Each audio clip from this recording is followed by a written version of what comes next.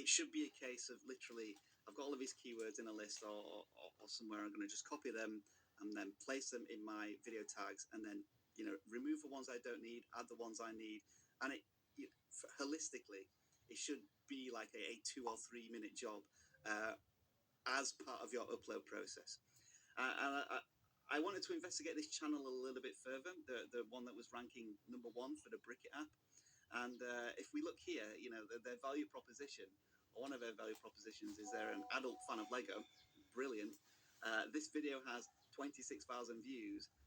I'd be thinking right now for this creator, I need to make a series about this app, because coming into the holiday season, and people are going to be buying Lego and all sorts of things. If this app explodes, imagine if you had a series of videos, 5 to 10 videos, and when people search on YouTube, you just dominate the search terms, and that could become your own Lego niche, so to speak, in terms of where you are the ambassador, the authority on YouTube for Lego.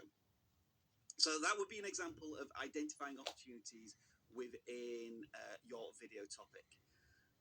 Next, I want you all to play a little game here, and this is going to help us research the competition.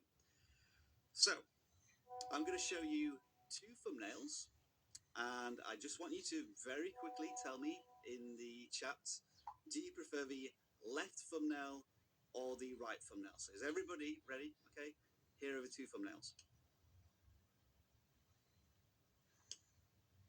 And that's it.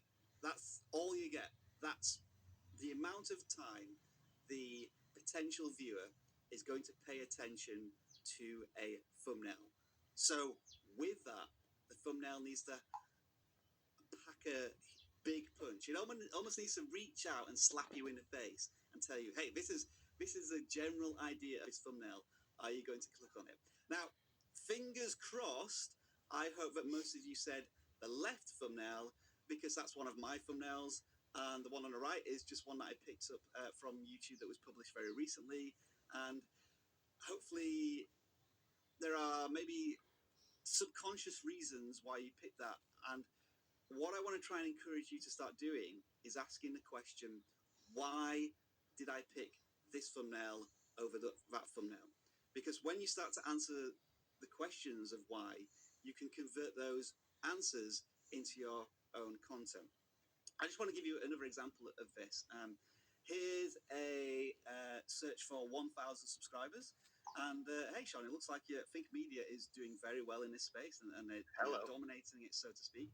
And so my question would be here is, if I was going to do a video about 1,000 subscribers, research the competition and try to understand why. Why are all of these thumbnails using the word 1,000? I think it's because it's to try and identify the target audience as quickly as possible. Why are all of the videos 10 minutes or more? Because I think viewers want to get into the meat of the content. Why is one thumbnail red rather than blue? Maybe it's because it stands out. Why is there a face on all of these thumbnails? So all of these questions you should be asking as, I guess, a viewer trying to convert those ideas into content creation. And so with this information, this is something that you can do with another really cool vidIQ tool. Let's say I've just made a video about 1,000 subscribers, how to get it. And this particular video is about how to get 1,000 subscribers with a single video in a single week. I don't know how this is going to look on YouTube right now because it's not been published. And I don't know how that title and this thumbnail is going to compare versus my competition. But one of the tools that we have here at vidIQ is called the thumbnail preview tool, which is on the right-hand side here on the video editor page. So let's say I want to rank for how to get 1,000 subscribers. I'm going to click this button, and what it's going to do, even though the video hasn't yet been published, is insert my thumbnail and title into the search results and say, hey, this is how your video would compare against the competition.